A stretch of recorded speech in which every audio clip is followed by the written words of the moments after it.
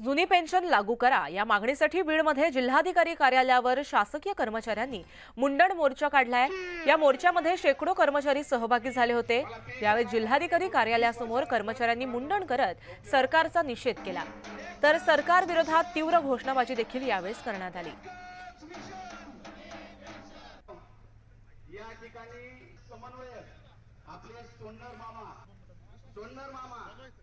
आज आम्ही शासनाला तुमच्या माध्यमातून कळवू इच्छितो की येणाऱ्या विधानसभा निवडणुकीमध्ये आम्ही वोट फॉर ओपीएस ही मोहीम राबवणार आहे। वोट फॉर ओपीएस मोहीम म्हणजे जो पक्ष आम्हाला पेन्शन देईल त्याच पक्षाला महाराष्ट्रातील 18 लाख कर्मचारी, त्यांचा परिवार, त्यांचा नातेवाईक हे मतदान करणार आहे। मित्रांनो, तुम्हाला आठवत असेल जसे हिमाचल प्रदेशमध्ये एक मुख्यमंत्री बोलला होता की तुम्हाला पेन्शन हवी असेल तर आमदार व्हा, तर तिथला हिमाचलच्या कर्मचाऱ्यांनी सत्ता बदल केला। तसाच सत्ता बदल आम्ही यंदा विधानसभेमध्ये करून दाखवणार आहे। तर आपण हे दृश्य पाहतोय, जुन्या पेन्शन मागणीसाठी कर्मचाऱ्यांनी हे आंदोलन केले आणि या पार्श्वभूमीवर मुंडण मोर्चा त्यांनी काढला। जिल्हाधिकारी कार्यालयासमोर हे मुंडण आंदोलन करण्यात आलं।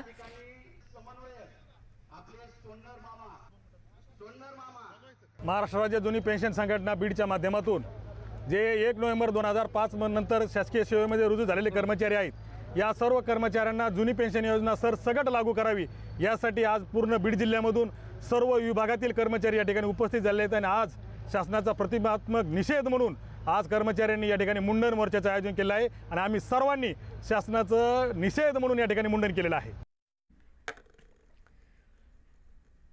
पुण्यातील कल्याणी नगर पोर्श कार अपघात प्रकरणात एक धक्कादायक बाब आता समोर आली आहे। अल्पवयीन आरोपीला चक्क आरटीओनं धडे दिल्याचं आता समोर आलंय। आरटीओनं अल्पवयीन आरोपीला रोड सेफ्टी प्रोग्रामचं ट्रेनिंग दिलंय।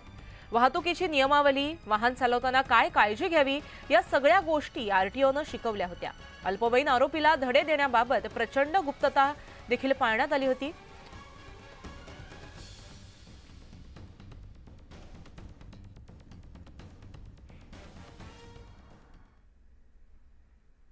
मुंबई विमानतळावरती सध्या अंमली पदार्थांच्या तस्करीची प्रकरणं सातत्याने वाढताना दिसतात।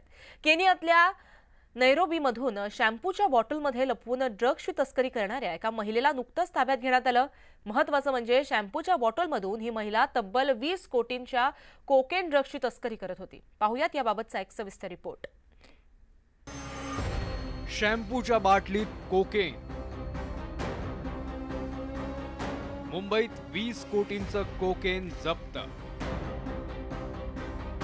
मुंबई एअरपोर्टवर DRIची कारवाई। मंडळी, ही शॅम्पूची बॉटल 20 कोटी रुपयांची आहे। तुम्हाला विश्वास बसणार नाही, पण हे खरं आहे। पण यात शॅम्पू नाहीये, तर शॅम्पू ऐवजी त्यात भरलंय कोकेन आणि त्या कोकेनमुळेच शॅम्पूची बॉटल 20 कोटींची कोकेन बॉटल बनलीये। पण ही बॉटल आणि ती घेऊन प्रवास करणारी महिला आता पोलिसांच्या ताब्यात आहे। मुंबई विमानतळावरती महसूल गुप्त वार्ता संचालनालय अर्थात DRIनं एका केनियाहून आलेल्या महिलेला अटक केली आहे। या महिलेकडे 2 शॅम्पूच्या बॉटल आढळून आल्या, ज्यात 2 किलो कोकेन DRIला मिळाले। याची किंमत आंतरराष्ट्रीय बाजारात 20 कोटी रुपये इतकी आहे।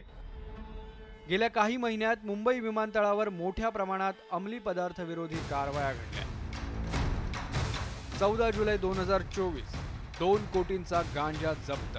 या प्रकरणात बँकॉकमधून गांजाची तस्करी करणाऱ्या महिलेला मुंबईत अटक करण्यात आली। 9 मे 2024 15 कोटींचं ड्रग्ज जप्त। या प्रकरणात एका परदेशी नागरिकानं 77 कॅप्सूल गिळल्या होत्या। शस्त्रक्रियेनंतर पोटातील कॅप्सूल्समधून 1.5 किलोचं ड्रग्ज जप्त करण्यात आलं।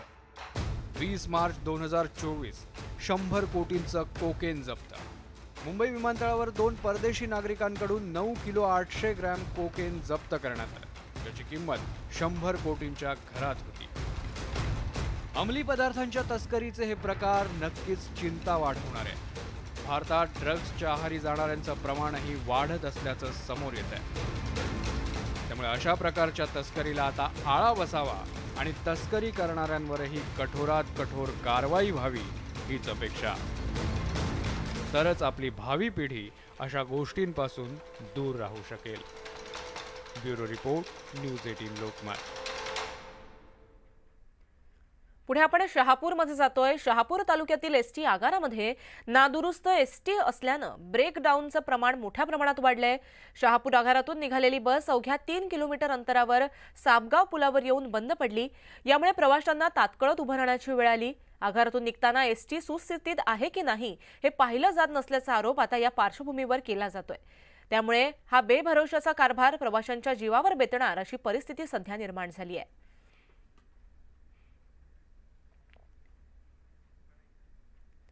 पुढे आपण जातोय गोंदियामध्ये. गोंदियात वरुण राजानं चांगलीच कृपादृष्टी केली आहे. त्यामुळे गोंदियातील प्रकल्प हे ओव्हरफ्लो झालेत. अर्जुनी मोरगाव तालुक्यातील इटियाडोह प्रकल्प हा ओव्हरफ्लो झालाय. विशेष म्हणजे कित्येक वर्षानंतर इटियाडोह प्रकल्प ओव्हरफ्लो झालाय. त्यामुळेच पर्यटकांची पावलं ही सध्या इटियाडोहकडे वळत असून तिथं गर्दी मोठ्या प्रमाणात होतीये.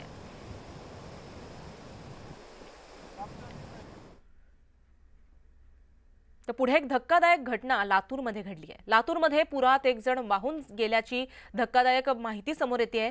उदगीर तालुक्यातील पिंपरी इथं एक जण पुराच्या पाण्यामध्ये वाहून गेलाय. वैजनाथ यात्रे असं 47 वर्षीय या व्यक्तीचं नाव आहे. ते घरातून पिंपरी इथल्या तलावामध्ये मासे पकडण्यासाठी गेले होते. यावेळेस मासे पकडत असताना सांडव्याला पूर आला. त्यात वैजनाथ हे वाहून गेले असून अग्निशमन दलाच्या जवानांकडून त्यांचा शोध घेतला जातोय.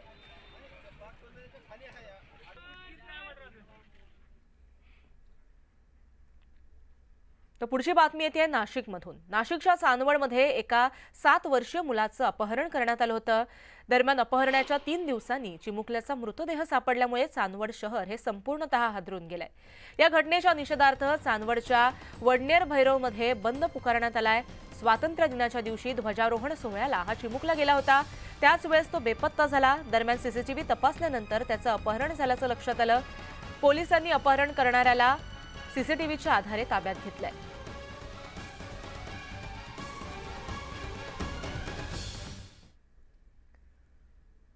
भाऊ बहिणीचं नातं घट्ट करणारा सण म्हणजे रक्षाबंधन. रक्षाबंधनाच्या निमित्तानं विविध प्रकारच्या राख्या सध्या बाजारपेठ्यामध्ये विक्रीसाठी सज्ज झाल्यात. दादरच्या मार्केटमध्ये शिव, महाकाल, छत्रपती शिवाजी महाराजांची प्रतिमा असणाऱ्या राख्या दाखल झाल्यात. तर वाहिन्यांसाठी विशेष राखी मार्केटमध्ये दाखल झाल्याचं कळून येतंय. राखी खरेदी करताना सुद्धा महिलांची मोठ्या प्रमाणात गर्दी जी आहे ती सुद्धा दिसून येते. सण उत्सव सुरू होता. श्रावण हा उत्सवांचा महिना आहे. प्रत्येक सणाचं वेगळं असं वैशिष्ट्य आहे. त्याचप्रमाणे उद्या रक्षाबंधन आहे. बहीण भावांच्या नात्याचा गोड असा हा सण आहे. या रक्षाबंधनच्या दिवशी बहीण भावाला राखी बांधत असते आणि त्यावेळी भाव बहिणीला वचन देत असतं की मी तुझं सदैव रक्षण करेन. त्यामुळेच रक्षाबंधनाचा सण हा अत्यंत महत्त्वाचा आहे. रक्षाबंधनाच्या सणाच्या निमित्त दादर मार्केटमध्ये कोणकोणत्या विविध राख्या आलेल्या आहेत, काय त्यांचं वैशिष्ट्य आहे हे आज आपण जाणून घेणार आहोत. आज दादर मार्केटमध्ये कोणकोणत्या विशिष्ट प्रकारच्या राख्या आलेल्या आहेत. आजकाल बघा जास्त करून छत्रपती शिवाजी हे ऑक्सिडाइज मध्ये येतं आणि क्लास पीस असतात. हे जास्त काल रनिंग आहे. छत्रपती शिवाजी, राजमुद्रा हे सगळे काय लेटेस्ट मध्ये चालू आहे. हा झाला. नंतर एक हा भाऊ आपण क्लास जातो. दिसायला पण मीनाकारी कुंदन मध्ये येतो, चांगल्यामध्ये सेलमध्ये. हा झाला. नंतर तुम्हाला असं चांगलंच पीस हवा आहे एलिगंट तर हा बघा अमेरिकन डायमंड मध्ये येणार. हे आजकाल ट्रेंड मध्ये चालू आहेत. सगळे वस्तू भरपूर येणार. त्याच्यानंतर हा शिवा, शिवजीचा वगैरे सर्व जे जास्त करून भक्त असतात ना ते जास्त करून प्रिपेअर करतात. शिवा आहे. नंतर त्याच्यानंतर एक अजून एक आलाय महाकाल करून. हे सगळे काय ऑक्सिडाइज आहेत. पॅन्डन पण चांगले, दिसायला पण सिंपल सोबर डिसेंट आयटम असतात. रिअल 92% सिल्वर येणार आणि बांधूला चंदनचे बॉल्स येणार. Real 92% silver. पाठी लिहिलेला असणार 92.5. प्युअर चांदी येणार. नंतर एक असतो मारवाडी आणि गुजरातीयांचा वहिन्यांसाठी. भाऊ झाला, भाऊला राखी बांधतो आपण, वहिनीला काय बांधतो काय नाही बांधत, त्याच्यासाठी स्पेशल काढलाय. हे वहिनीसाठी ब्रेसलेट विथ वॉच.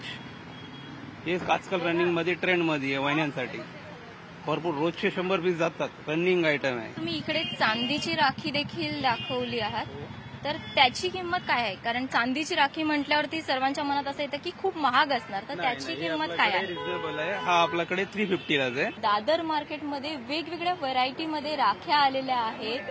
त्यामुळे महिला वर्ग मोठ्या प्रमाणावर इथे राखी खरेदी करण्यासाठी येत असतात. व्हिडिओ जर्नलिस्ट संदीप सह स्नेहा जाधव, न्यूज 18 लोकमत. मुख्यमंत्री माझी लाडकी बहीण या योजनेअंतर्गत अनेक महिलांच्या खात्यामध्ये पैसे जमा होण्यास सुरुवात झाली आहे। दरम्यान यामुळे महिलांचा आनंद हा गगनात मावेनासा झालाय। दरम्यान भावाबद्दल कृतज्ञता व्यक्त करण्यासाठी सांगलीतील महिलांनी उपमुख्यमंत्री अजित पवार यांना थेट सोन्याची राखी बांधली आहे। वर्गणी काढत महिलांनी 3 ग्रॅमची सोन्याची राखी अजित पवारांच्या हाती बांधली आहे।